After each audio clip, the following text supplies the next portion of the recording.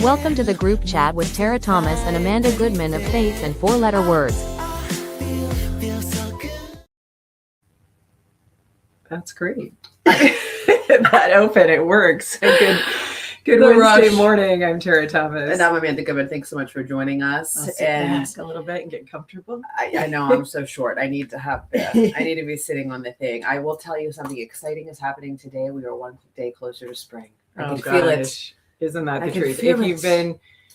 been dragging like each day as it's been cold, I think this week has been uplifting just to see the streets again, everything's like not either snow, ice, or cinder covered. It's getting a little bit better, but the car washes, it's so funny because everyone has the same idea. Like, I'm gonna swing through at lunch, or and there's never a good chat. And my husband's like, that's why you have to go early. And I'm like, well, I have a little thing called the group chat. We have the group chat going, which we are celebrating the group chat because we are near like more than around 1.5, 1 point something around that million views. Which is so exciting, especially thanks to you for making that happen. The viewers, thank you. And we're only going to keep getting better, right? We're going to have some mics, we're going to have some different, we're going to play around with audio. But the reason it's so, it means so much is because there's some things that still live rent free in my head. And one of them is the very last day that I worked in the news industry.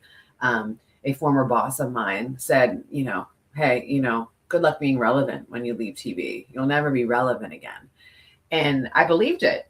Because you think, because that's all you know in television news. I'm like, well, this is all I know. And you think everyone's watching. So then in your mind, you have this weird feeling of going into obscurity when in fact, now the way that TV has shifted the landscape, well, you can be live in your bedroom and get as many views. Right. But you and I had talked about it after I went right into running a nonprofit after that. And then I went to this big breakfast that they have here in the area.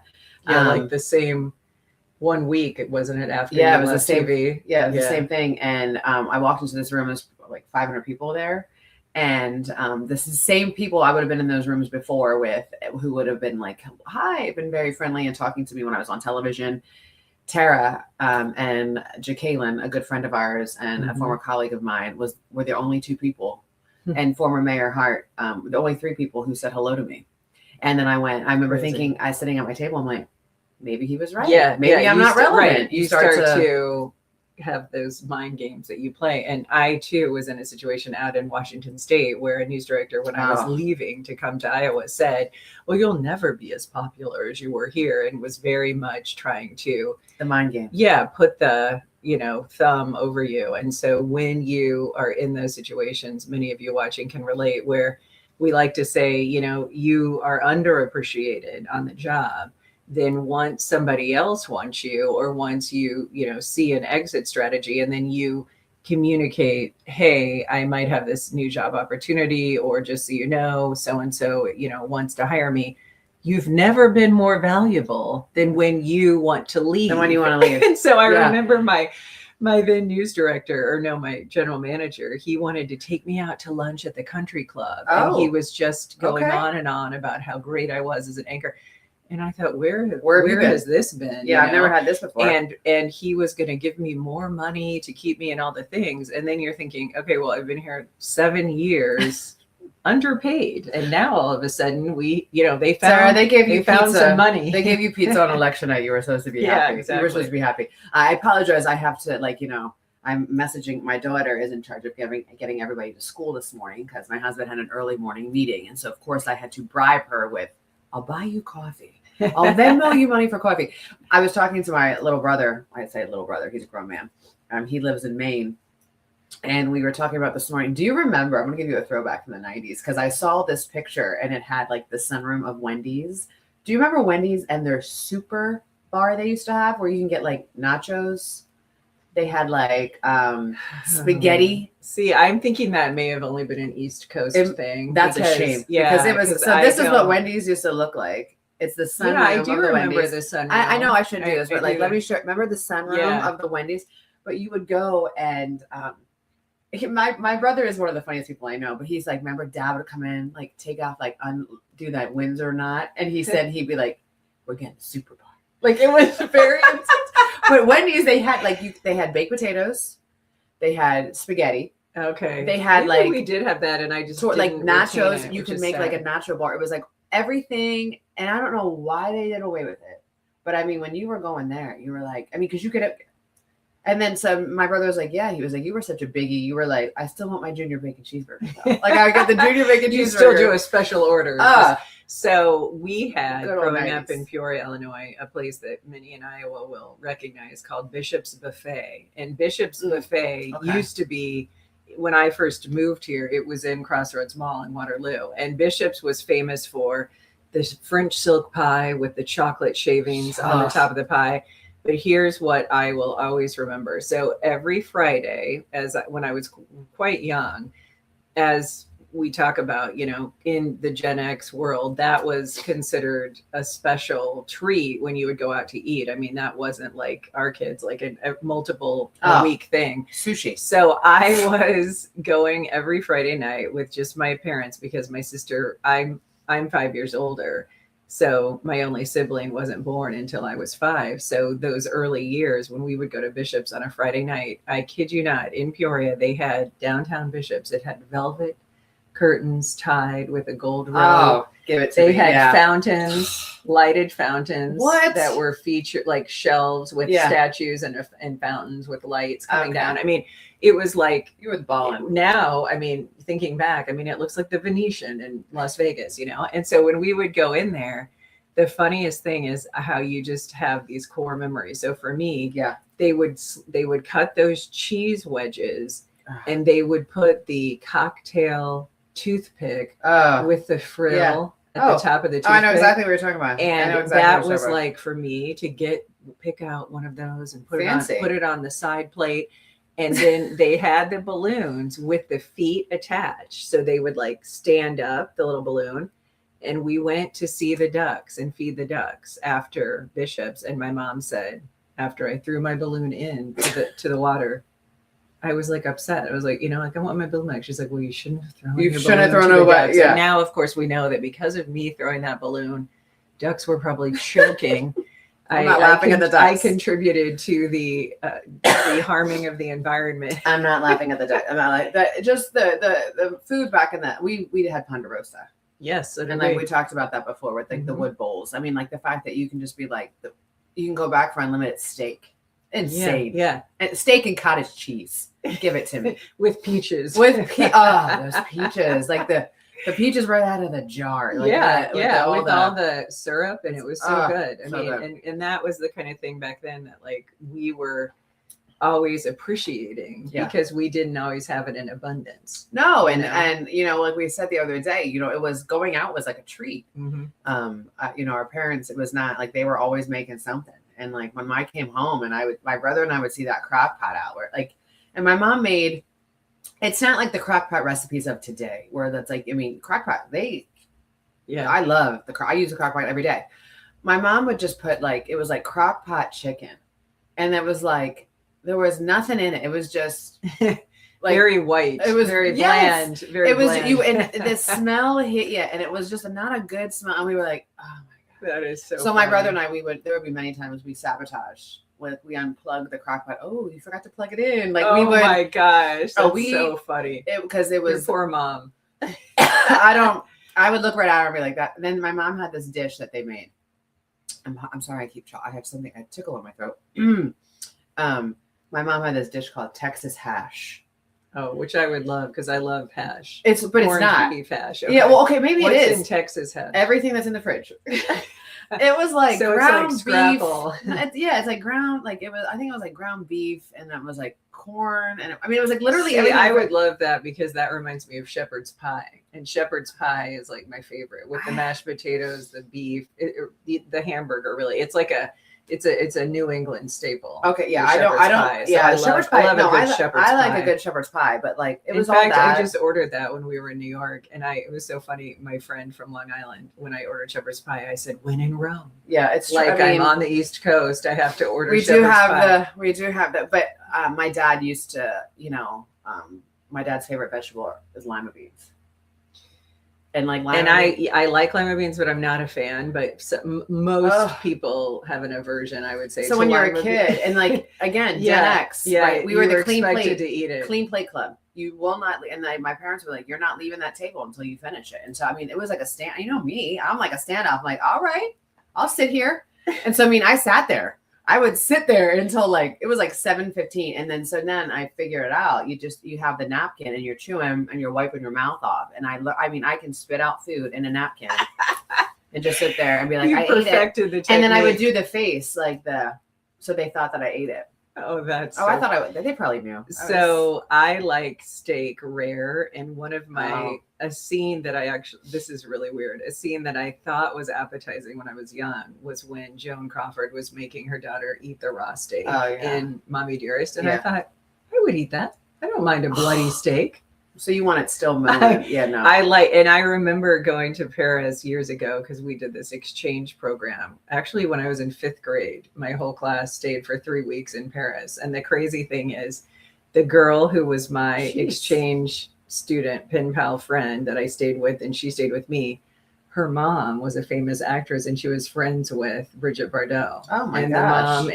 The mom was actually much older than we realized because she looked so youthful, but she had just had Julie is her name. Now she's a famous chef like in Paris where she has like a lot of social media. I mean, that's what made me think of it. So what's crazy is when I stayed with them for 3 weeks, I got to, well, first of all, they had a maid that lived in this penthouse. I mean, the whole lifestyle was completely foreign to me. So we went out to this restaurant and I ordered my steak and I said that I liked it rare. Well, in Paris, that means that it came on and off the grill and barely cooked. I mean, it was too rare. And I just remember being like, oh gosh, that's a very European rare thing is different than rare. My husband eats my husband eats it very rare. Like he kills the cow. He brings the cow inside and then he eats the cow. It is horrible. I can't even look at it. This is also so crazy. My mom and we talk about this sometimes. So there's this place in Peoria that was famous for, having great cuts of meat. It was called Raber's Meat Market. And Raber's, they had this meat counter where you would go and picture like a fairway counter, but it's 3-sided. So you walk around the counter looking in as the butchers are cutting the meat. And as a treat, as a child, when you were in line at Raber's meat counter, they would give you raw hot dogs. And then all the kids ate raw hot dogs like we'd eat a lollipop. And they were so good. And that was considered normal. Now everybody would sue. The health department would come in and we'd all say that we're going to get sick. But that's just that's how Teflon our stomachs were. We were built different. They were built different. Drinking that orange drink from McDonald's. Now I do want to switch gears. My favorite. I love that drink. Well, we were drinking that drink when we were getting the tour of the McDonald's freezer. I mean, the birthday party. So I got an alert yesterday from Facebook, from Meta Business, and they were kind of like checking on me. It was like this very formal, but yet I feel like they were feeling like having they were having some feelings, and they just wanted to make sure. Yeah, they were telling me. They said you've lost more than 1,000 followers on your Amanda Goodman page. That was interesting. They gave you an alert. It was like, what's happening? And then said, do you need help marketing? It was like a marketing thing. Do you want help marketing your page? We've noticed that you've lost empathy with an ask for more advertising dollars. And it was no secret why I lost why my page was hemorrhaging followers. It was because, I was having a discussion, never mentioned the halftime performer, but we were having a discussion, and here's the thing. So I followed up with a post, and I always knew rough around how many people are on a page. I don't check it regularly, right? But you also have to understand that page, that Amanda Goodman page, while I was on the 10 o'clock news, my original that same page was shut down and wiped. The television station where I was working shut it down, took ownership of it. They considered it their property, intellectual property. And so it started from scratch. So that was not like carryover. That was not carryover from the news. So I'm very proud of that because it was all mine, right? It wasn't based off the television.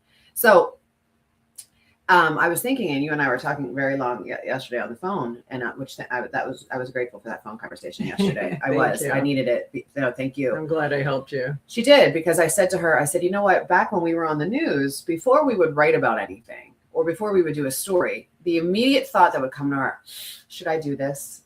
Am I going to lose viewers? If I write this, I'm going to lose viewers. So I would not write about something. Now the question's very different. If I don't write about this, am I going to lose myself?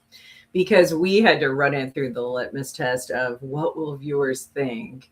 How will I be perceived? Now, when you come in, in the position where you can be your authentic self, then it's like, what is my true voice? Right. And what do I feel that is important for me to share, impart, or really, elevate the conversation in regard to? And I think that's the part that people forget is, if you agreed with everybody that you followed, what a boring, existence one would have. So for somebody to feel so strongly that they would want to block you or defriend you or not follow Right. you, I think those are the fringe. I think most of us are reasonable people, and we know that we're not going to agree with everything all the time. I mean, if you agree with your spouse all the time, then you are in a cult, Yes, honey. What do you want? Yeah, Well, that's not normal. This week proves something, and this is what's very difficult to understand. It's very difficult to accept when you sit there and say, "I want to be unapologetically me.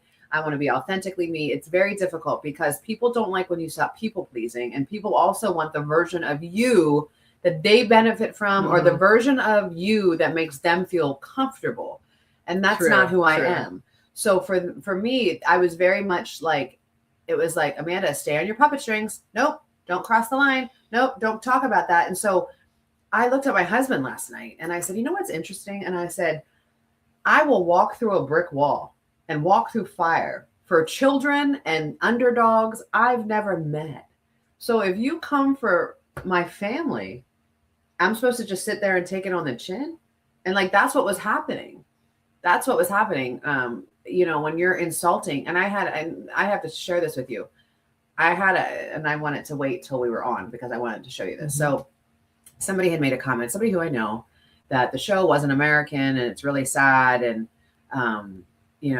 all this stuff. So I had said, I'm like, I go, what do you mean by that? You know what I mean? Do you know Puerto Rico's America? And I said, and it was really difficult to read that because my husband has a strong accent. He's American. I mean, I have an accent.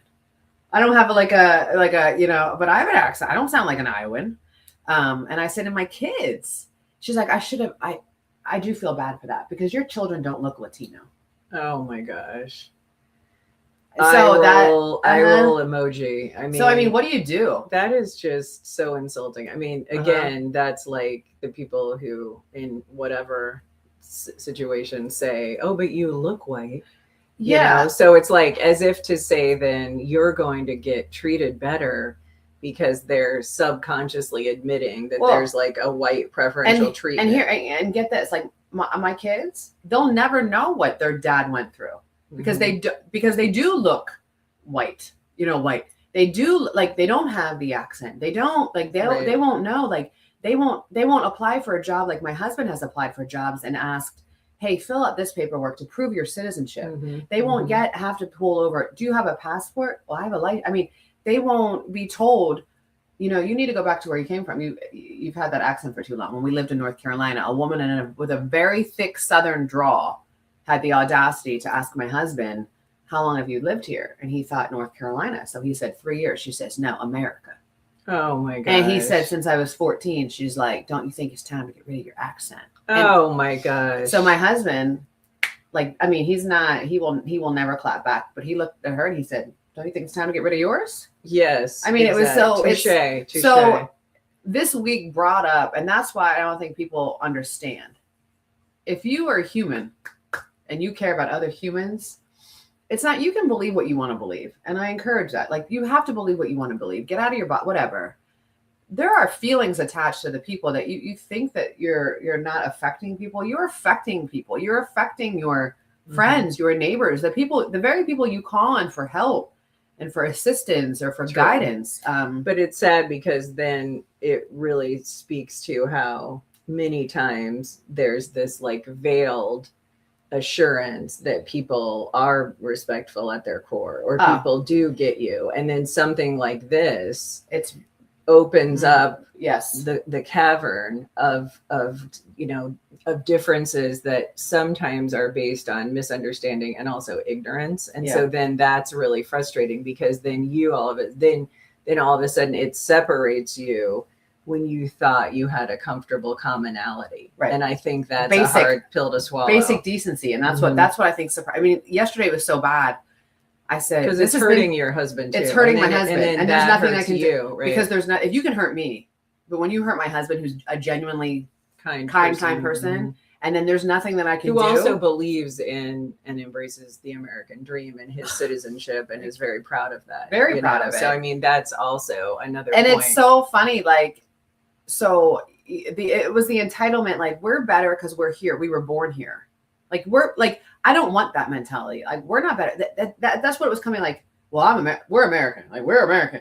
My husband's American too. For instance, my husband is the son of a general of an Air Force and a pediatrician who was also one of the doctors in their military. So we're talking level of intelligence that you can't even comprehend, right? And then they chose to come to school here, and he chose to be an American. He chose it, and I was there at the naturalization ceremony when he was so proud and crying, and all these people from all over the world were there and so proud to say the Pledge of Allegiance. Like, I encourage people, like, get out of your bubble. You don't have to go to Europe. You don't have to go to South America. Go to Chicago. Go to Miami. Go to Philadelphia. Go to New York. Go see, like, when you're walking down the street, there's different languages. Because here's the newsflash: unless you are Native American and have dark skin, dark hair, you're from somewhere else too. Mm-hmm. Well, and it's embrace it. It's interesting, because what you speak of, like at a naturalization ceremony, there are so many people who became American citizens by going through the process, and as we speak, legally. And the thing that's so interesting is there are so many Americans who were born here who take for granted their freedoms, and I would say are very unpatriotic and disrespectful. And so, like, a great example, and I mean, I know many of you can relate to this.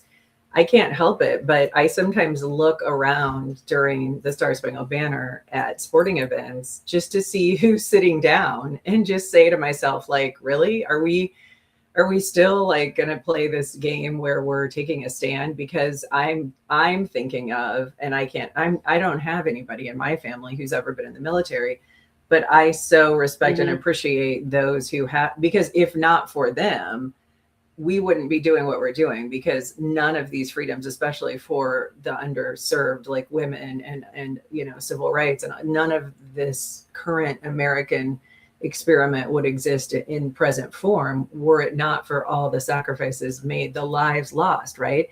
So what's crazy, I just this week saw this incredible Des Moines article piece. It was about how during World War II, I had no idea, the towns of Algona and Clarinda had prisoner of war camps because too many farmers and too many workers from the fields were in Europe, and they had to bring in German prisoners of war and Japanese prisoners of war to work the fields. And they integrated into the fabric of Algona, the Germans more so because of the heritage, commonality.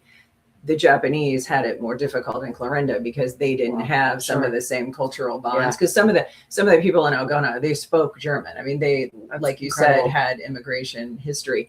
But so what's so interesting to me is when I see people now disrespecting, in my opinion, our country by, like sitting down at a game, it bothers me, because I just think about when I was in high school, and I had such a, not just a naivete, but you think everything. And so when you're in high school, you think like, oh, that's stupid, or, oh, I can. And then as you get older, you start to have that maturity about you. And then you realize, like, people died. So we could have the right to sit down, and that's fine. You can do that. But it does strike me in my mind as something that I recognize differently as I've gotten older, thinking about how history and what our country really represents and stands for is so unique in contrast to the rest of the world, because we are such a young country. We're only 250 years old. I know. That's crazy. That's what people forget. So thank God the experiment worked, because nowhere else except for maybe Europe, which I doubt that with their recent censorships, nowhere else can you speak as freely as you want on a live stream than America. And that's in the United States of America. Do we have issues in this country? Of course we have issues. We have problems in this country. Do we have injustices? Absolutely, we have injustices. You stand because we do have the freedom to fight them. We have the freedom to voice our opinion. We're not jailed for our comments on Facebook. We're not, we're women and we can go to school. We're women and we can have our opinion right and here. Show our face. And show our face. Mm-hmm. And I'm not going to go outside and get stoned. And that's the reality that people don't understand. And that's what, you should want to walk down the street and hear different languages. It's a beautiful thing. It's a beautiful thing to hear, to be surrounded by, I remember going in when we were in Rome, when we were in the Vatican, and you're with thousands and thousands of people from around the world. And I remember watching my children and they weren't like, oh my God, where are we? They just walked and they were just looking and they were listening and they heard, Irish accents and they heard people speaking Italian. They heard people speaking German. They heard people speaking French. It was for them, it wasn't they weren't scared. It was just normal. Mm-hmm. And that's what I wanted. That's what I want. But I did find it funny. This is what I found the most funny. On Sunday, everyone was angry that the halftime performance was not in English. And then he's not American. And when that fell flat, on Monday, they came for me and they said, his lyric, you want your children listening to those lyrics? So now we know the lyrics because that would Google Translate. Okay, listen, let me tell you something. In second grade, I came home and I was singing Like a Virgin, touched for the very first time. Well, and my little friend said to me, he looks at me and I said to my mom, I go, Mom, because his name is Travis. He looks at me. He was like, you're such a virgin. And I go, I am not. And I went home and I said to my mom, I go, Travis called me a virgin. And she's like, and what did you say? And I said, I told him I'm not. We didn't even know what we were singing. We were also singing inappropriate lyrics. Like I said it from Grease when I told the guy to go flog his log. Yeah, you didn't know that. First grade. Yeah, we were singing so bees aren't just go look at my Instagram reel. You can see that song. But I remember my car got broken into my senior year, and my dad and I go downtown to the police department in the middle of the night, and the police officer said, "Did they steal anything?" And I said, "Yeah, they stole my Boyz II Men I'll Make Love to You single." And I said it. I was just talking to I just said to my, in front of my dad, they stole the song that is titled, I'll Make Love to You. I was 16 years old. So great. It's not, it was just, I just want people to say, it's not about the lyric. It's not about the lyrics. And no one was listening to the lyrics. Cause my husband and my son were sitting there, singing it and everything. And I was watching the story and I was watching the production. It just be honest. Just be honest. If you're going to be hateful, just be like, it's not about, I don't like them. Now, one thing that was weird that I did think was kind of the way, performance has changed. Well, no, that's what I was going to say. So there was a TikTok that I saw and it was a person in the crowd and they were closer to the field. So from their vantage point, it was hilarious because with the people dressed as the stalks of the natural grasses, you couldn't see the performers because they were obscured. So it showed their vantage point and all they could see were the tops of the heads of the people dancing, and That's running funny. through. So I thought, and so I was telling my husband, I said, isn't it interesting how now the way that whole performance has evolved, they're playing to the 135 million watching at home. And then those people sitting there that used to be able to see Michael Jackson doing his performance. Yeah. They paid, $5,000 to $10,000 plus per seat. And then they can't even really see the performance because everything is produced to play to the cameras. And so it was so funny when I saw that person's TikTok, they couldn't even see him. And they were like, this was our vantage point. So you had a much better view of the artist and all the dancers watching from home than if you were there in person. I think it was just, I think it just exposed a lot and it's okay. We have a lot I think it's good because this dialogue is important, but it's not good with who's left in the wake, and the hurt feelings that result, meaning your husband, your family. But I think it's good to sort of create something that can be polarizing, right, in some respects, so that we have the honest and sometimes healing dialogue. And that's a cheesy buzzword, but it is healing because then Yeah. you will point out to somebody who doesn't see it through your lens, well, this is why my feelings are hurt, or this is why I'm offended. And then all of a sudden we get to a point that's another important phase of our life, the enlightenment period, right?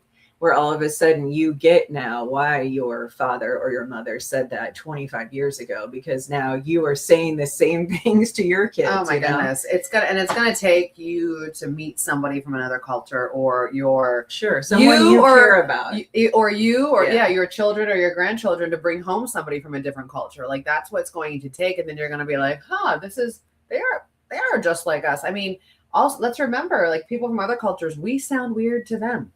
Yes. I mean, it's like you go certain places and they're like, an American.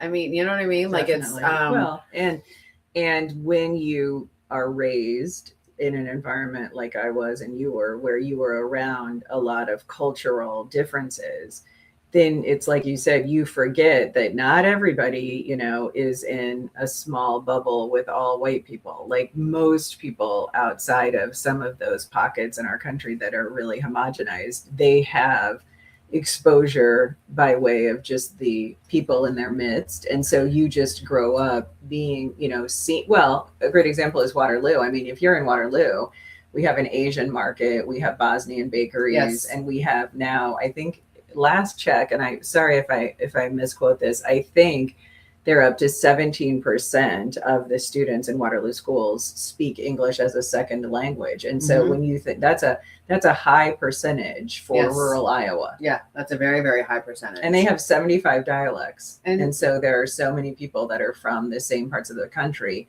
And when you think of the Marshall Islands and the Burmese populations, their dialects are so splintered and distinct that they cannot necessarily speak to somebody who's from their same country. Yeah, That's how divergent the languages are. It's really freaking cool. I will say this. And I heard somebody, I read somebody said something like, I'm proud to be an American. All my blonde hair and my blue eyes.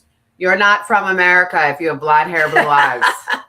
Okay, Hitler. Like, That's so funny. You're not. My mom said, and this is true. So my husband's grandparents are from Germany. And if you see that my husband has like the distinct like jawline, my mom said he really would have fit well in Hitler's army. Hitler's because army. He's just got that, and he was blonde, Yeah. And so it is so sad. I mean, we joke about it because we have the privilege of joking about it because we won, as you like to say about the Civil War.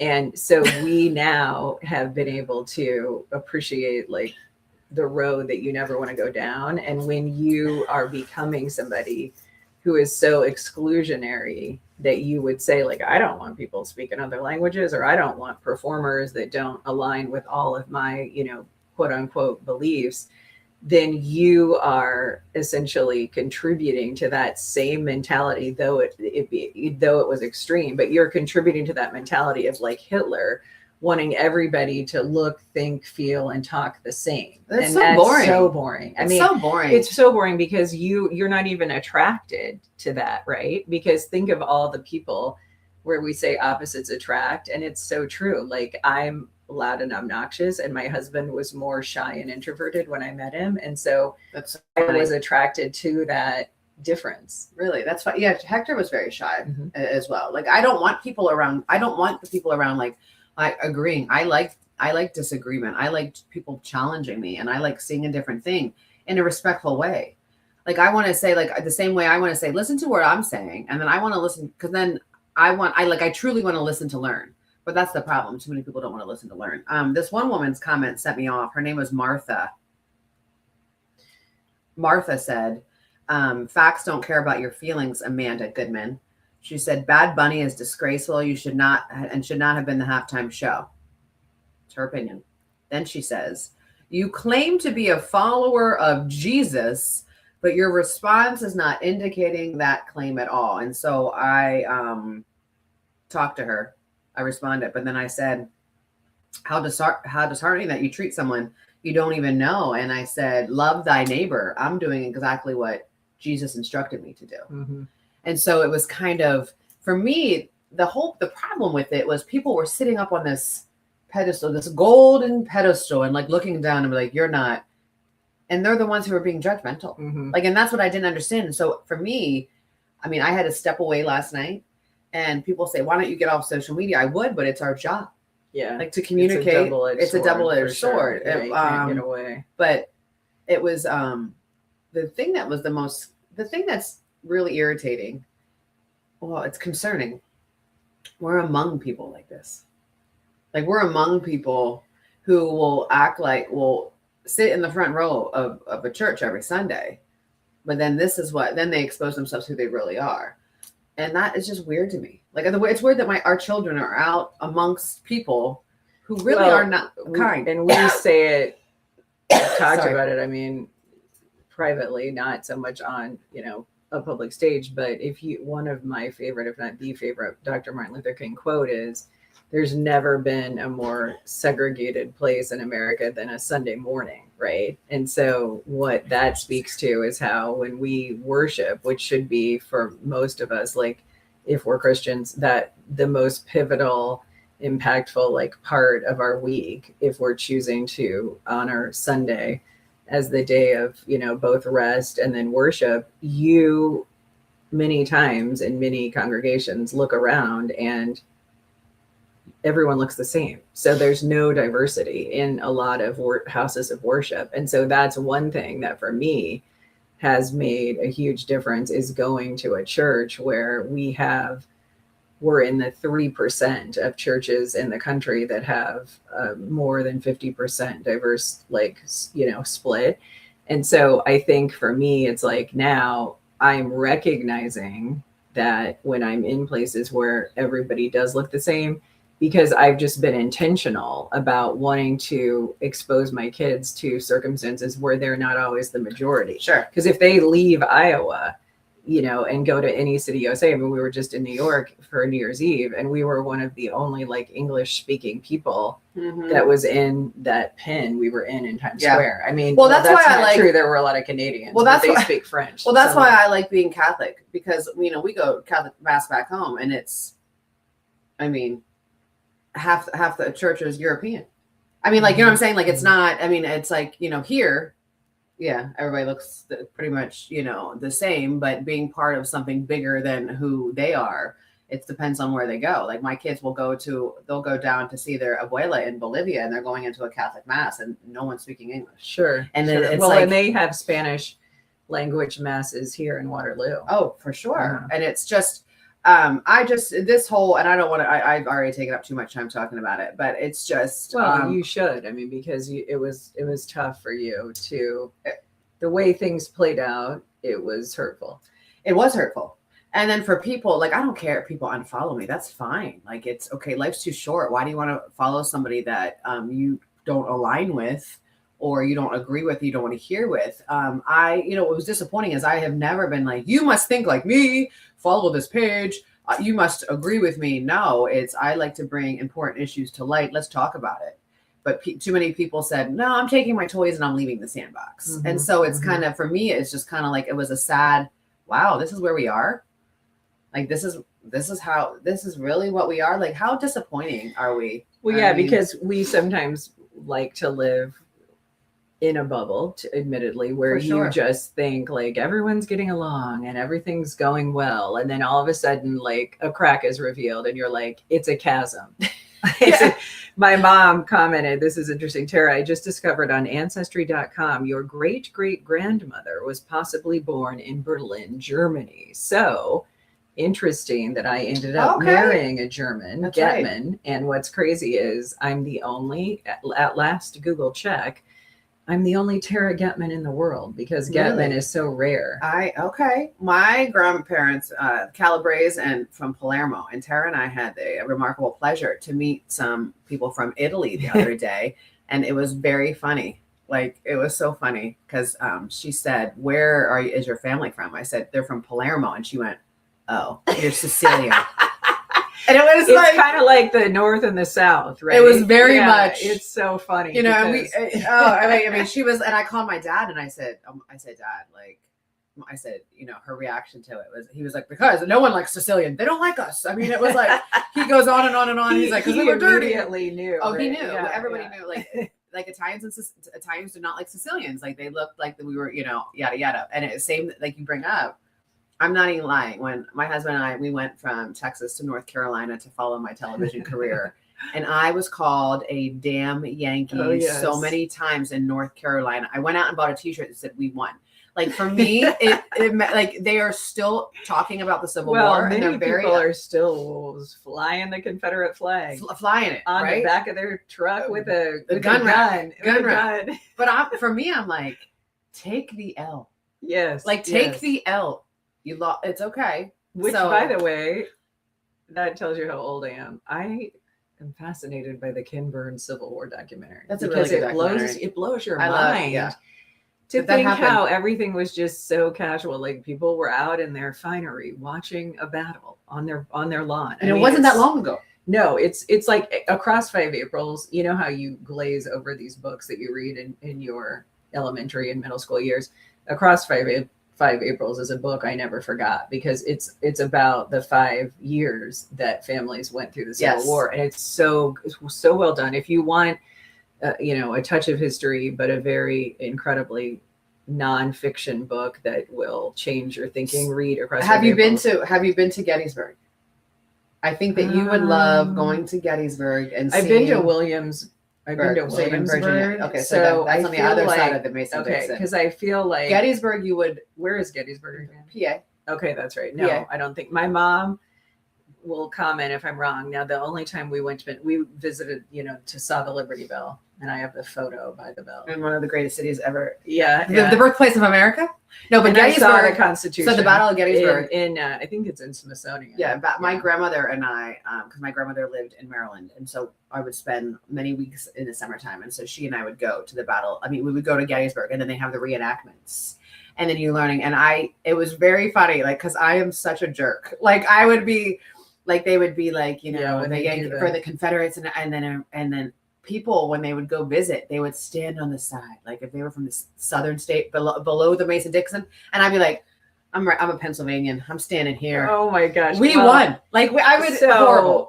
So 2 quick things. My really close friend is from Lexington, Massachusetts, right outside Boston, and they do a big celebration every year because of the Battle of Lexington. Sure. I mean, that's like a huge part of their culture growing up.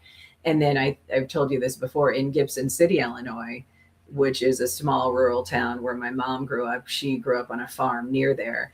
In the cemetery, and I've seen it, I have relatives that fought on both sides of the Civil War that are buried there. And so it's really interesting to see that in the same cemetery. That is really, really neat. That's really cool. I love historical things like that. Oh, when you get older, you care about this. I care about my ancestry, and my mom and some of my relatives have heavily researched it. So Jenny Bagenstow, she said, we have so many Iowa National Guard deployed right now, and when I see people being disrespectful to the national anthem, it pisses me off. I want to ship them off to Syria and have them fight. And so, reading her comment verbatim, I totally understand that, having been in the last 2-3 years working with the city of Waterloo. I've gone to these deployments. There's something so touching / impactful when you see how young some of these military serving men and women are. I mean, I'm talking, it's like our sons now. Yeah. Because my son is 17, and when I see some of these people, and just you're crying, because you don't know. Because you could never say, oh, times are different, no one gets killed. No, like people still die all the time in military conflicts. And so for me, like, I just now have a completely different appreciation for the Gulf War, because when I was in high school is when we were in the throes of the Gulf War, the end of my time in high school. And I just remember not having a level of respect like I do today for like somebody wearing a yellow ribbon because their loved one is deployed. So I've totally like shifted my thinking in a good way. And then my son, because he's in high school, since they do the national anthem at the games, I was very clear to him. And I said, when you are standing in line with the other players, you better have your hands behind your back out of respect, or you better have your hand on your heart. And so last night I said that to my husband. I said, look at Thomas with his hand on his heart, because not all the kids are doing that, but they also aren't being disrespectful. I mean, That's I want good. to be clear, but I was That's like good. intentional when I told him, because for our family, I want my kids to have reverence to the Well, and, flag. you know, it's and funny. it's not because I'm a nationalist or because I'm No. being unrealistic about how every, world view can be slanted by where you live. It's like you have no, to me, you don't have to be ashamed if you have pride in the country. Yeah, no, absolutely not. And it's so funny. Like my Latino husband, who was not born in the United States but is an Has a lot of American, pride. has a lot of pride, and he's the Mhm. first one standing up. The first one, his hand on his heart. And I have to share this moment with you. I almost took a picture, but then I didn't want to ruin the moment. Last week, I had my youngest two had like volleyball practice, and one had gymnastics, so I couldn't make it to a basketball game for Gia. And so Hector You went. have so many I have so many activities. children, right? And there's so many activities. Gymnastics, I know. soccer, basketball. And I'm trying to be, and if you have multiple kids, then sometimes you have the little ones miss because of the older ones. And I'm like, that's not fair to them. So I had to be more intentional. We had to make a choice. And I said, okay, you go to watch Gia. These two, they can't miss their practices all the time just because, she has a game. Yeah. So we had the game on in the car when we were running to gymnastics. And you can hear on the play, because I have my phone hooked up, you can hear that they're playing the national anthem. And I went like this to turn around and look because I was at a stop sign, and Aria is sitting in the back seat. Oh, Mhm. isn't that sweet? And I looked at Because her, she's seen you guys do it. and I'm just like, I mean, it was emotional. Oh my gosh, and I was so that's proud. So sweet. Yeah, and it's not that, it is you're saying, like, it's all of the things, right? Like, and it's all of my grandparents and my great aunts and uncles who didn't have a choice. And then there's people like my nephew who had a choice and intentionally said, I want to serve my country. Like, so I don't know, like, it's like, think about these men and women. There one point that we didn't have a choice, and they were getting drafted, and they had to watch their number come up on television or listen on the radio. And now we have men and women who are saying, I'm going to serve my country. Well, look at, remember Pat Tillman, Yeah. the athlete, the star who went God bless because him. of 9/11. God bless them. And then gets killed and, by friendly fire. Yeah. Right. So Google him if you don't remember him. It's an incredible story. Okay. So this is so crazy. My great grandmother, so my mom's grandma, was a Barrow, Barrow, Barrow, from Virginia. So my mom just commented, my Barrow ancestors who lived in Virginia, Civil War battles were fought on their farm. That's crazy.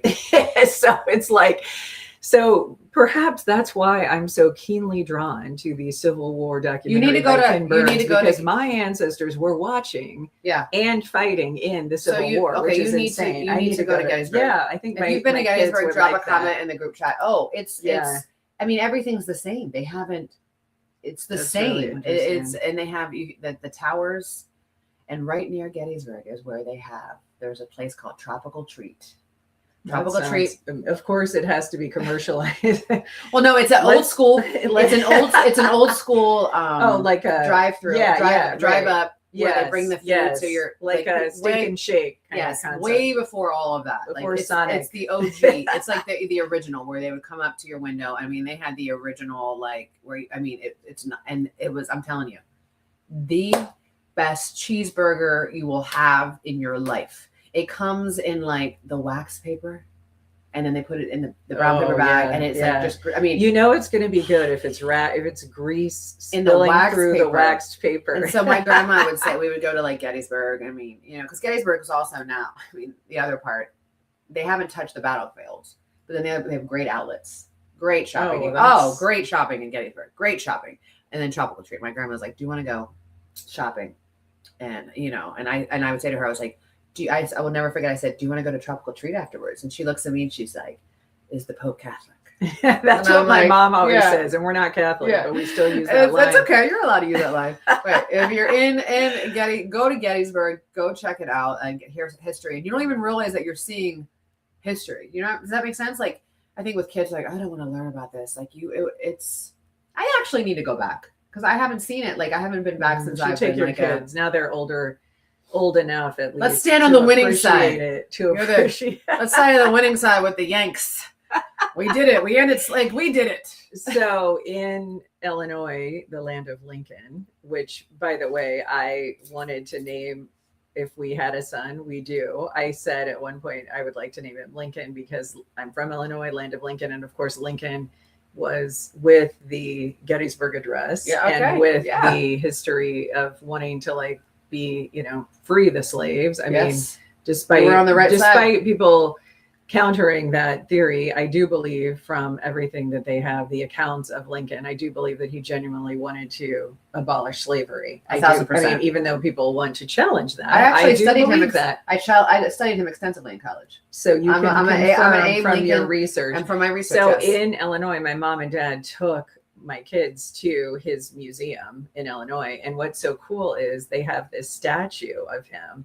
And it's a good luck to touch his nose. And so there's the patina on his nose from all the people touching his nose. Wow. And so it's just so fascinating historical figure. If you want an interesting watch and you want your kids to like care more than if they were reading a book, watch that movie, that Lincoln, that biopic or autobiographical movie. Really, really well done. So I think I didn't even watch the very end of it because I was on a plane watching it and we landed and shut off. So I need to go back and rewatch it. Anyway, what's so interesting about me saying, because this has nothing to do with the point of even bringing this up, but my husband was a teacher for 39 years.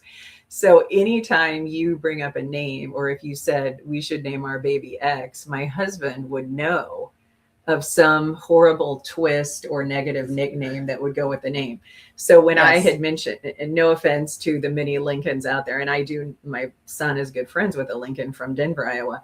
But my husband said, as soon as the words left my lips, he was like, so they can call him Stinkin' Lincoln. Oh, because of all, he knows all the bad nicknames. Yeah, of course. And so then he said that growing up, there was a Lincoln Elementary in Washington State that they would was a rival. And he said that the kids would go, Stinkin' Lincoln. Oh, the name thing. It's like, first of all, picking names is like the worst thing. For teachers, you have to eliminate like hundreds of names because you don't like the name from some kid who really I was picking all Italian names for all of my children, obviously, right? And Italian names and Latina names are very, very similar. And so when I was going through names, my husband would be like, "No, can't. I dated someone with that." Oh, he dated half the alphabet, and I was like, "I can't. What am I supposed to do?" Right? So Gia, I have to tell you this funny story. Like Gia I've always loved the name Gia. Like she's a Gianna. It's really Gianna. She's a Gianna Marie.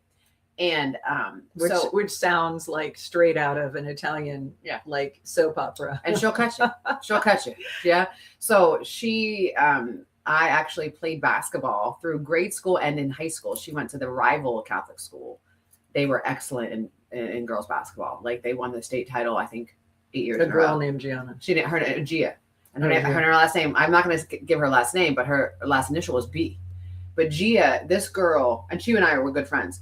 She could hit a three. She had a three, like Jimmy Chitwood three. She anywhere, like before Caitlin Clark was hitting on the logo, this chick was hitting she went to play basketball at Princeton. Oh wow. So when I knew her name, like I've always loved that name. And so Gia was just like, yes, I know you named me after. I'm like, well, But yeah, my husband, I had to go. It was a lot of names. That when he was like, I dated her, and I'm like, of course you did. So it was really easy for us with what the name we landed on. My mother-in-law, who hailed from Missouri, her maiden name was Thomas, and then my maiden name that I still use professionally a lot is Thomas, and so our son is Thomas. Yeah. So that was quite easy. But it was very interesting because people on the news when you had Thomas were like, why would she name her son Thomas? Everyone all the time. People still think it's weird because think of how this is so confusing. So my husband is David Thomas Getman, and our son is Thomas David Getman, and then I'm Tara Thomas Getman. It's very I like it. And so Charlotte is Charlotte Betty Getman because my mother-in-law went by, her name was Pearl Elizabeth, but she went by Betty. But what's weird is she spelled it, she's since, long since passed away, but she spelled it Betty like Bette Midler. So Charlotte's middle name is Betty, and it's pronounced like there's a Y, but it's spelled Bet, Bette. Okay. So it's so I love cute it. because when she was in high school and she was, you know, doing all the things, like her friends and her teammates, they would call her Betty sometimes, which I always thought was so cute. Well, because Betty was back in like in our day, like that's what you called like the skater girl. You're like, she's such a Betty. Like the girl, that's remember like funny. the skateboard girls, like the cool girls. I didn't the ones know that. Yeah, That must be an East Coast. I You haven't went. heard You that. went. Oh yeah, that she was a Betty. She was That's a Betty, like the hilarious. girl that would like. You Well, know, and she would we called smoke cigarettes behind the school. we called the emo. Today they call it emo kids that are like dressing in Like the trench coats. Yes, the Yes. alternative. We call them corn chips. Corn chips. Isn't that funny? No, that is funny. That's really And so interesting. we'd be like, oh, she's a chip. You know, really. Uh-huh.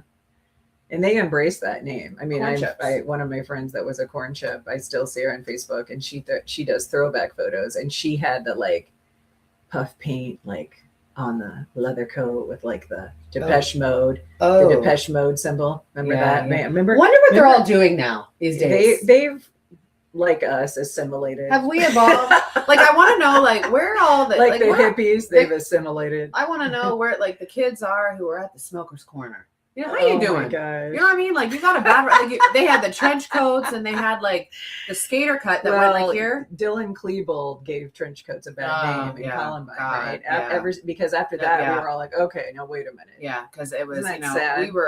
our trench coat kids were like the Breakfast Club.